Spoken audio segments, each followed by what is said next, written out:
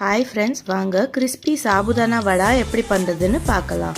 First 1 cup of சாபுதானாவை எடுத்துட்டு 5 to 6 hours நல்லா soak பண்ணி வாட்டர்ல வெச்சுக்கோங்க.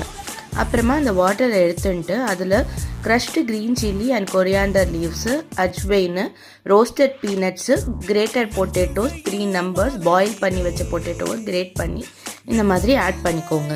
அதுக்கப்புறம் அதில் சால்ட் உங்களுக்கு தேவைக்கேற்ப ஆட் பண்ணிட்டு இந்த மாதிரி நல்லா பேட்டியாக பண்ணி வச்சுக்கோங்க.